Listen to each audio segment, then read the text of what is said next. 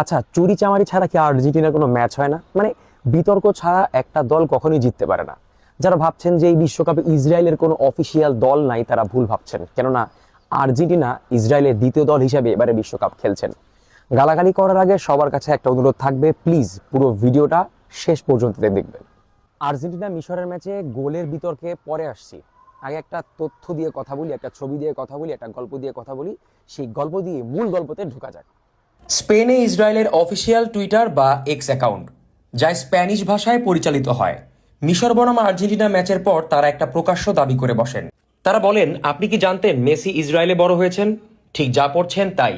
Messi ছোটবেলায় যে বাড়িতে থাকতেন সেটি আর্জেন্টিনার রোজারিও শহরের এস্তাদো দে ইসরায়েল বা ইসরায়েল রাষ্ট্র নামের একটা রাস্তায় ছিল। এই পোস্টের 6-7 ঘন্টা পর সেই পোস্ট সরিয়ে ফেলে ইসরায়েলের এই অফিসিয়াল টুইটার পেজ। অনেকে ভাবতে পারেন এটা ফেক, তাদের জন্য বলি, এই পেজে অফিসিয়াল গ্রে ভেরিফাইড বাটন আছে, যা সরকারি প্রতিষ্ঠানের জন্য দেওয়া হয় এবং ইসরায়েলের একটা বিশেষ ব্যাজও রয়েছে। শুধু তাই নয়, এই পোস্ট যে অনেকেই শেয়ার করেছেন সেটার প্রমাণও আছে, দেখে নিতে পারেন আপনারাও। মেসি কিংবা আর্জেন্টিনা যে ইসরায়েলি প্রোডাক্ট, তার আরও একটা প্রমাণ দেই। গেল 6 জুলাই ইসরায়েল ও আর্জেন্টিনার ভেতর একটা চুক্তি হয়। নেতানিয়াহু এবং আর্জেন্টিনার প্রেসিডেন্ট হাভিয়ের মিলেই জেরুজালেমে একটা ঐতিহাসিক দ্বিপাক্ষিক চুক্তি স্বাক্ষর করেছেন। সেদিন আর্জেন্টিনার পররাষ্ট্রমন্ত্রী নেতানিয়াহুকে বলেন, এই জুলাই মাসেই যাতে আর্জেন্টিনার জন্য চতুর্থ বিশ্বকাপ নিয়ে আসা হয়। এই কথার জবাবে ইসরায়েলের প্রধানমন্ত্রী বলেছেন, আচ্ছা ঠিক আছে। ফিফা বিশ্বকাপ দেয় ফিফা, তাহলে কেন একটা দেশের পররাষ্ট্রমন্ত্রী ইসরায়েলের প্রধানমন্ত্রীর কাছে বিশ্বকাপ ভিক্ষা চান? কারণ ফিফা এখন আমেরিকার কন্ট্রোলে, ডোনাল্ড ট্রাম্পের কন্ট্রোলে। আর ট্রাম্প কার কন্ট্রোলে সেটা নাই বা বললাম। এবার আসেন মিশর ম্যাচের আগে পরে কি অন্যায় হয়েছে তা নিয়ে আলোচনা করা যাক। ম্যাচের আগে ফিফার কড়া নিরাপত্তা, খুব ভালো কথা, কিন্তু মাঠে প্রবেশের ক্ষেত্রে তো সবাই সমান, তাই না? না, এখানেও বৈষম্য। ম্যাচের আগে স্টেডিয়ামে প্রবেশের আগে দেখা যায় আর্জেন্টিনার জার্সি পরা ফ্যানদের চেক আপ ছাড়াই ঢুকতে দেওয়া হচ্ছে। অন্যদিকে মিশরের জার্সি পরা নারী পুরুষকে বলা হচ্ছে সাইডে আসুন। কেন? শুধু মুসলিমরাই ঝামেলা ফ্যাসাদ আর ইসরায়েলের সমর্থকরা ফেরেস্তা? এখন আবার অনেকেই বলবেন আর্জেন্টিনার ফ্যানরা তো আর ইসরায়েলি না। যা এমনটা ভাবছেন তাদের জন্য বলি, সেই ম্যাচে আর্জেন্টিনা শিবিরে উঠছিল ইসরায়েলের পতাকা। এই ম্যাচে আর্জেন্টিনা শিবিরে উঠছিল ইসরায়েল পতাকা। এমনকি স্টেডিয়াম পুরো ফিলিস্তিন ইসরায়েল এই দুই ভাগে ভাগ হয়েছিল। আর্জেন্টিনার সমর্থকদের হাতে ছিল ইসরায়েলি পতাকা আর মিশরের ভক্তদের কাছে ছিল ফিলিস্তিনের পতাকা। আচ্ছা, এরপরেও তো অন্ধই থাকবেন, চলেন আরেকটা বিষয় বলি। ম্যাচ শেষে মিশরের মেয়েদের গায়ে বিয়ারের ক্যান ছুঁড়ে মেরেছে আর্জেন্টিনার সমর্থকরা। অকথ্য ভাষায় গালাগালি করার সেই ভিডিও ভাইরাল হয়েছে সোশ্যাল মিডিয়ায়। শুধু এমনটাই না, মিশরের কোচ হোসেম হাসানকে গ্যালারি থেকে উত্ত্যক্ত করেছে আর্জেন্টিনার ফ্যানরা। কেন করেছে জানতে চান? কারণ রাউন্ড অফ 32-তে অস্ট্রেলিয়াকে হারিয়ে ফিলিস্তিনের পতাকা উড়িয়েছিলেন মিশরের এই কোচ। মেসি যে ইসরায়েলের প্রোডাক্ট তা মানতে চাইবেন না আপনি, কেননা মেসি প্রেমে অন্ধ হয়ে যাওয়া আপনার চোখ এই পর্দা দেখতে পারে না, বুঝতে পারবে না যে আর্জেন্টিনা দলটা ইসরায়েলের দ্বিতীয় দল। চলেন এবার ম্যাচের টপিকে ফিরে আসি। বিশেষজ্ঞরা কে কি বলছেন তা নিয়ে আলোচনা করা যাক। মেক্সিকোর একজন অত্যন্ত বিখ্যাত এবং কিংবদন্তিতুল্য সাবেক ফুটবল রেফারি, যিনি বর্তমানে ফুটবল বিশ্লেষক ও লেকচারার হিসেবে কাজ করছেন, তার নাম আর্তুরো ব্রিজিও কার্টার। বিশ্বকাপে কঠোরভাবে আইন প্রয়োগের জন্য তিনি পরিচিত ছিলেন। 1998 সালের বিশ্বকাপে ফ্রান্সে জিনেদিন জিদান এবং আর্জেন্টিনার আরিয়েল ওর্তেগাকে লাল কার্ড দেখানোর সাহসী সিদ্ধান্তগুলো তিনিই নিয়েছিলেন। যাই হোক, কেন ওনার পরিচয় দিচ্ছি, এই লোক কি বলেছেন জানেন? তিনি বলেছেন, আর্জেন্টিনার বিপক্ষে মিশরের দ্বিতীয় গোলটি বাতিল করা অবিশ্বাস্য, কারণ এটা কোনো আক্রমণাত্মক ফাউল হিসেবে গণ্য হওয়ার শর্ত পূরণ করে না। অথচ বিশ্বকাপ খেলার যোগ্যতা অর্জন করতে না পারা বাংলাদেশের ফ্যানদের মতে সেই বাতিল করা গোলটি নাকি ছিল যৌক্তিক। শুধু এই এক রেফারি না, আরও একটা দেখানো যাক। বুন্দেসলিগা অর্থাৎ জার্মান ফুটবল লিগের সাবেক রেফারি প্যাট্রিক ইটরিচ আর্জেন্টিনার ওপর ক্ষোভ ঝেড়েছেন। তিনি বলেছেন, সব বিতর্কিত সিদ্ধান্তগুলো মিশরের বিপক্ষেই নেওয়া হয়েছে।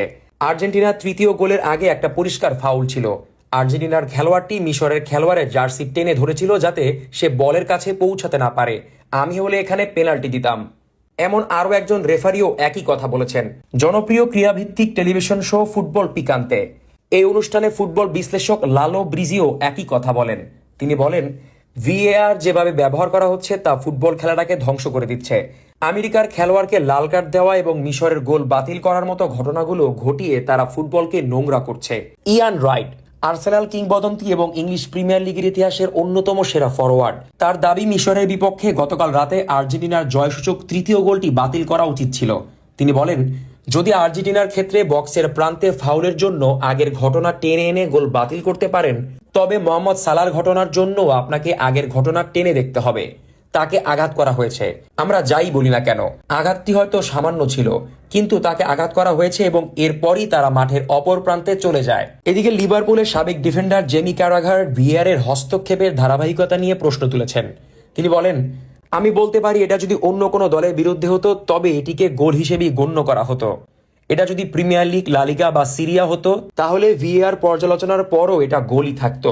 শেষ দিকে এসে টুর্নামেন্টে প্রচুর অধারাবাহিকতা দেখা যাচ্ছে।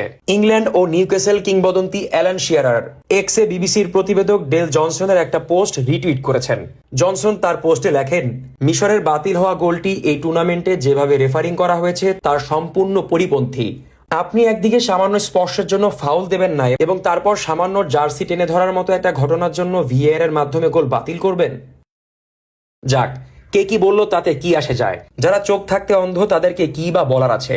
তবে আপনার খারাপ লাগা উচিত অন্য জায়গায়। মিশরের জিকো ম্যাচ শেষে একটা শব্দ 4 বার বলেছেন, আনফেয়ার আনফেয়ার আনফেয়ার আনফেয়ার। এমনকি কোরআনের একটা আয়াতে বলেছেন, হাসবুনাল্লাহ ওয়া নিয়ামাল ওয়াকিল, অর্থাৎ আমার জন্য আমার আল্লাহই যথেষ্ট।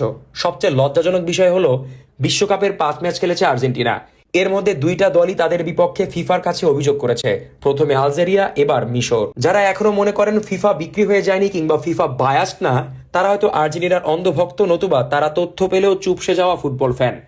একটাবার ভাবুন, এই যেই দলের বিপক্ষে এমন জুলুম করে ম্যাচ জিতেছে আর্জেন্টিনা, এদের দেশের ভক্তদের কাছে কি কখনো মেসি ভালোবাসা পাবেন?